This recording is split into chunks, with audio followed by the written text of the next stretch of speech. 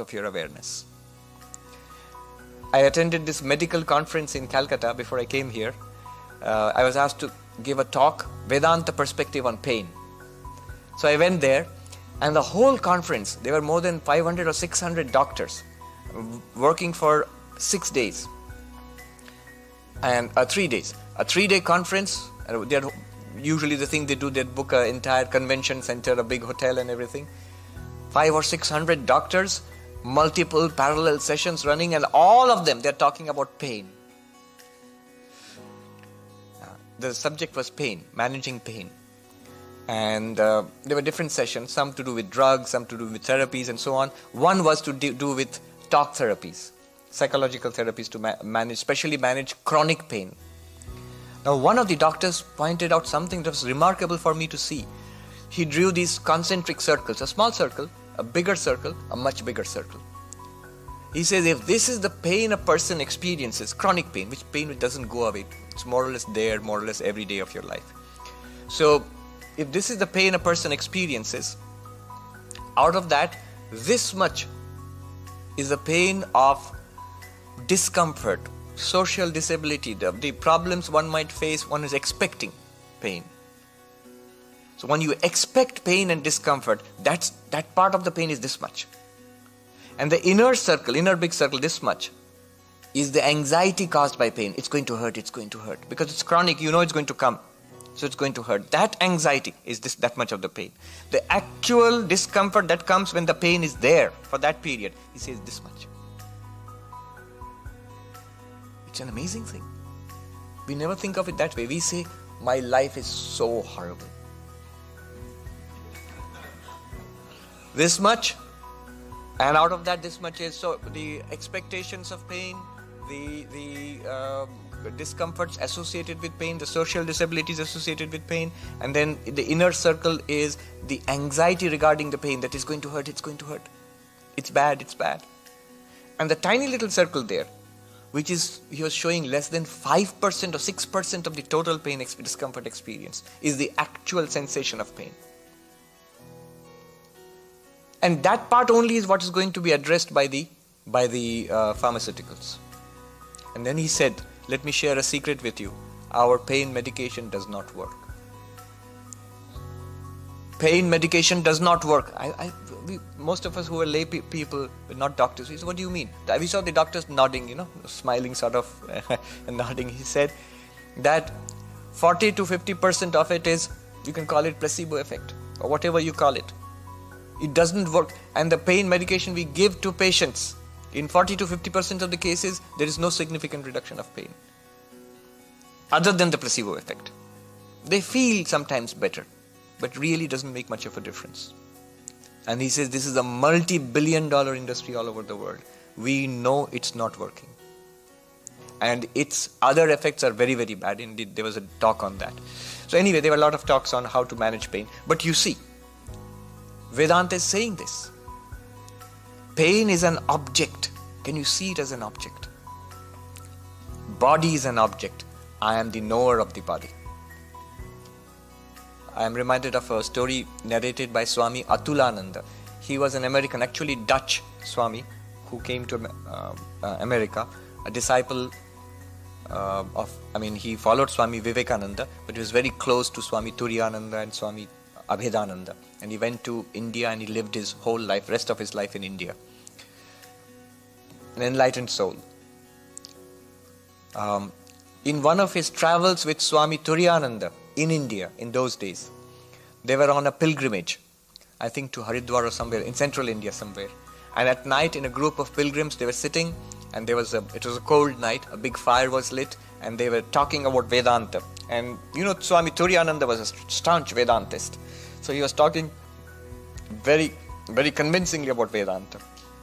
And one of the pilgrims was sitting there, challenged the Swami. Swami, you keep saying that you are not the body. Do you really know that? He said, yes.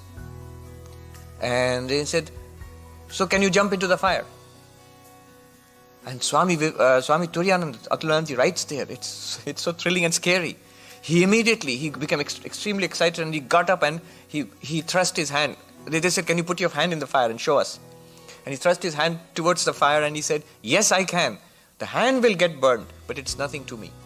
And he thrust his hand into the fire and all of them jumped on him and pulled him back. You see the sheer conviction. He's not talking about a miracle. That I'm a miracle worker, I'll walk into the fire, nothing will happen to me. Yeah, I'll get burned. The body will get burned. Yes, the body will get burned. And that is nothing to me. He says clearly.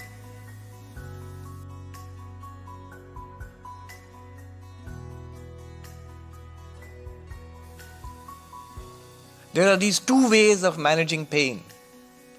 One is the yogic way, one is the non-dualist, the Vedantic way. The yogic way is this. The mind has a limited capacity, a limited bandwidth. So it is only a limited number of things it can be aware of. Now if you concentrate the mind tremendously on something, it won't be aware of anything else. Yogis who are masters of meditation, they can concentrate their mind on the self or the form of the chosen deity. They can meditate so deeply, they can go into samadhi and they will be unaware of what's happening in the world or even what's happening to the body. So they'll be unaware of it. There is a story of Swami Vivekananda in Kashipur Garden House. The young Vivekananda, Narendranath, sitting and meditating. And if you sit there and meditate under the tree in India, the first thing that happens is, even before the devotees arrive, the mosquitoes will arrive. So the mosquitoes, they describe the mosquitoes covering his face. All the exposed skin covered with mosquitoes. And he's completely unaware of it. He's sitting in deep meditation. How is that possible? Because of the way he has trained his mind to take 100% of the cognitive bandwidth, the attention, and focus it on whatever he is meditating on. He's not aware. He will be aware when he comes out of meditation. He'll pay the price, but that's one way. That's the yogic way. And modern psychology corroborates that. In fact, all the work being done on attention. The best book is Mihai Csikszentmihalyi's Flow. He shows how much attention, he has even calculated in IT terms, 126 bits per second.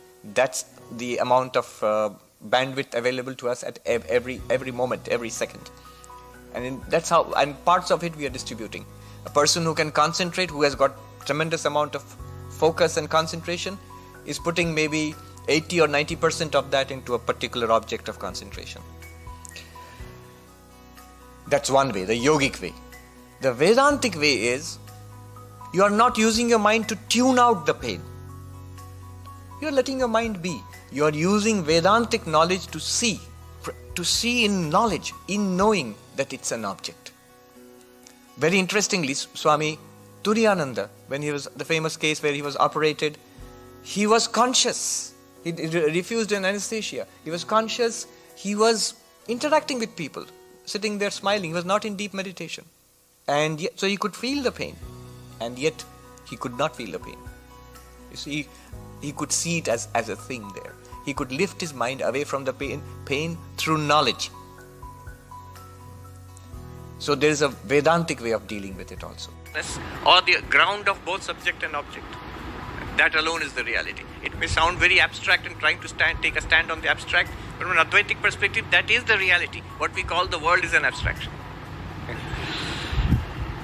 So this is the Vairagya, dispassion of all of them. But she has asked more practical question. Are monks shirking the duty? What's in her mind is, suppose I'm detached from my, I'm feeling she's talking about her husband.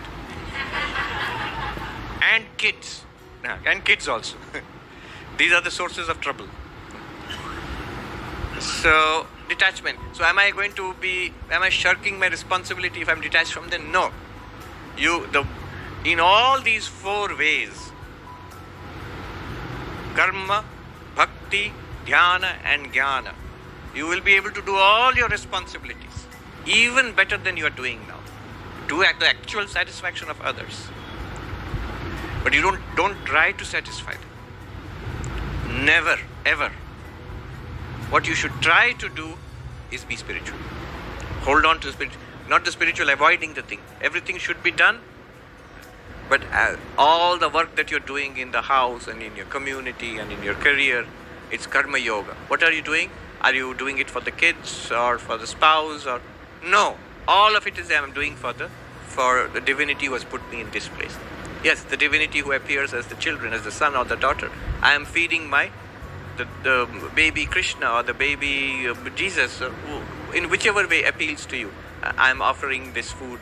I am offering this service to divinity in that form. Every action that I do is a worship of that divinity. Then another form of detachment from the family is all my love, without any exception, goes to God and God alone. And yes, in the form of that family also. Definitely. But beyond the family, before the family is, when the family is, one day everybody will go away. This family, so-called family, it will all go away one day. Parents and grandparents get old and die. Children grow up and go away. Spouses come together and then separate. Life passes by. So, hold on to that which never passes away. That is devotion, bhakti, and dhyana. At one point, yes, totally detached from family. That is morning, evening, time of meditation. Let the whole world disappear. I and my Lord, thou alone. Or if you are more inclined towards Buddhism or Vedanta, I centered myself in the luminosity which is within. You're detached from not only the family, from the world, from the job, from the body, from the thoughts in the mind. Just that central luminosity. Quietness within. Emily Dickinson, the poet, she writes, a polar silence. She says, there is a silence of the seas, of the sailor on the high seas. You're alone. Then she says, a greater silence is the silence of death. Imagine a beloved person who has just passed away. You're sitting quietly with the body.